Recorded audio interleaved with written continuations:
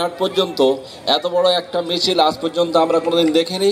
সেটা আপনারা সবাই করে দেখিয়ে দিয়েছেন যে আমরা এখনো জাগ্রত আছি, আমরা সারা জীবন ঘুমিয়ে থাকিনি, আর এখনো আর থাকবো না। আজকের বর্তমান পরিস্থিতিতে কিছু কিছু মুসলমান ভাইয়েরা আছেন, বোনেরা আছেন, তারা এখনো পর্যন্ত জেগে ঘুমিয়ে আছেন। আমি তাদের উদ্দেশ্যেই দুটো একটা কথা বলছি। যারা জেগে ঘুমান তাদেরকে জাগানো খুব শক্ত, কিন্তু আপনাদেরকে জাগতে হবেই। কারণ আমাদের দেয়ালে পিঠ ঠেকে গেছে। বর্তমান যে ওয়াকফ বিরোধী আইন, যে বিলটা পাশ হয়েছে, তার মধ্যে দিয়ে আমাদের যে এর আগে শুনেছেন যে যদি আমাদের বাপ, চাচা, ঠাকুরদা, মা বোনেরা যারা ইন্তেকাল করবেন তাদেরকে যদি কবরস্থ করতে হয়, তাহলে হয়তো এমন দিন আসবে, আজকের এই স্বাধীনতার ৭৫ বছর পরেও আমাদের এই দিনগুলো দেখতে হবে। সরকারের অনুমতি ছাড়া হয়তো আমরা ওখানে কবরস্থ করতে পারবো না। তাই অনুরোধ করছি, যারা এখনো যেসব মুসলমান ভাই বোনেরা জেগে ঘুমিয়ে আছেন, আপনারা সোজা হন, শান্তিপ্রিয়ভাবে আপনারা চলুন, আপনারা এগিয়ে চলুন, আমরাও এগিয়ে আসবো। আমি একটা সমাজের পক্ষ থেকে বার্তা দিতে চাই যে আমরা এই যে ডাক্তার সমাজ থেকে আমরা আপনাদের সঙ্গে আছি। আরও একটা কথা না বললে নয়, সেটুকু বলতেই হয়। আজকে যে আইনগুলো পাশ হয়েছে, আমি এর মধ্যে কিছু প্রশ্ন উঠে আসছে, সেই প্রশ্নটা করতে চাই।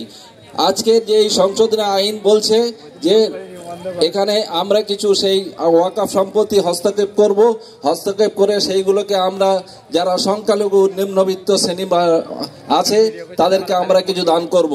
ঠিক আছে, মেনে নিলাম, আপনি দান করবেন। তাহলে প্রশ্ন আর একটা, যত হিন্দু এলাকার মধ্যে যত মন্দিরের ওয়াকফ সম্পত্তি আছে, সেখানে যেগুলো দেবত্ব সম্পত্তি আছে, তাহলে সেখানে কেন সেই সম্পত্তিগুলোকে হাত দেওয়া হবে না? সেই সম্পত্তিগুলোকে কেন আমরা পিছিয়ে থাকবো? সেগুলোকে আমরা কেন ছেড়ে দেবো? তাহলে আমরা ভারতের ধর্মনিরপেক্ষ দেশ, আমরা ভারতের ধর্মনিরপেক্ষ সবাই ভাই ভাই হিন্দু মুসলমান থাকতে চাই। আমরা এই স্টেজের উপরে দেখতে পাচ্ছেন আমাদের এখানে হিন্দু ভাইরা আছে, এখানে মুসলমান ভাইরা আছে, এখানে মহিলারা আছে। এটা আমাদের জাতপাতের জায়গা নয়, এটা আমাদের সবাই মিলিয়ে সর্বাবলম্বীভাবে আমরা এগিয়ে যাব, এগিয়ে আছি। এবং ভবিষ্যতে এটা আমাদের একদিনের জন্য নয়।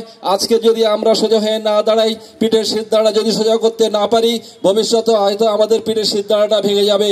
সারাটা জীবন হয়তো আমরা কোনোদিন আর এই পিঠের সিদ্ধাড়াটা সোজা করতে পারবো না। তাই আপনাদেরকে বলি, এখন যেমন সুস্থ সবল অবস্থায় আমরা এখানে হাজির হয়েছি, আগামী ২৬শে এপ্রিল ব্রিগেড ময়দানে আমরা সবাই মিলে সশরীরে সেখানে গিয়ে আমরা ভারতবর্ষকে জানিয়ে দেব আমরা পশ্চিমবঙ্গের মানুষ, আমরা দক্ষিণ চব্বিশ পরগনার মানুষ, আমরা কুমারহাটের মানুষ, আমরা বারুইপুরের মানুষ, আমরা সূর্যপুরের মানুষ। আমরা এখানে এসেছি আমাদের অধিকারটা আদায় করে নিতে। এই মুসলমানরা যেমন এই হিন্দু মুসলমান সবাই মিলে ভারত স্বাধীনতার জন্য যত লক্ষ লক্ষ মানুষ প্রাণ দিয়েছেন, সেই লক্ষ লক্ষ মানুষের মধ্যে সেখানে মুসলমানরা আছে। মুসলমানরা কোনোদিন অশান্তি চায় না, মুসলমানরা কোনোদিন ঝগড়া চায় না, এরা চায় শান্তি। মুসলমান ধর্মের মূল কথা হচ্ছে শান্তি। এই অশান্তি কিন্তু কোনো মুসলিম মেনে নেবে না, এটা কিন্তু কোনো রকম সমর্থন করা যাবে না। তাই আপনারা শান্তিপূর্ণভাবে মিছিল করুন, শান্তিপূর্ণভাবে এগিয়ে চলুন। তবে এমন একটা দিন ছিল, সেটা আপনারা শুনে জানবেন, জেহাদ বলে একটা কথা ছিল। আজকে ২৬/১১ তারিখে যে ২৬/১১-তে যে তাজ হোটেলে যেটা হয়েছিল, সেখানে কিন্তু মুসলিমরা করেছিল। এই মুসলমানরা যদি জেহাদের নামে একবার জেগে ওঠে, এরা যেমন মরতে পারে সেরকম মারতেও পারে, সে সাহসটুকু এদেরকে আছে। তাই আমরা বলবো, আমরা সবাই একসাথে মিলে এগিয়ে চলি। এইভাবে এগিয়ে গেলে আমরা কিন্তু আমাদেরকে অধিকারটা ছিনিয়ে নিতে পারবো। আমরা অধিকার ছিনিয়ে নেব, আমরা ছাড়বো না কোনো মতে, কোনো মূল্যে আমরা আমাদের অধিকার ছাড়বো না। তাতে মরতে হলেও আমরা মরবো, যদি মারতে হয় তাও আমরা মরবো। আমরা দেখিয়ে দেবো আমরা এখনো বেঁচে আছি, আমরা এখনো সজীব, আমাদের পিঠ ডাঁড়ায় এখনো সোজা আছে। আজকের এই বলে আমি আমার ছোট্ট বক্তব্য শেষ করলাম। ধন্যবাদ। আমাদের ডাক্তারবাবুকে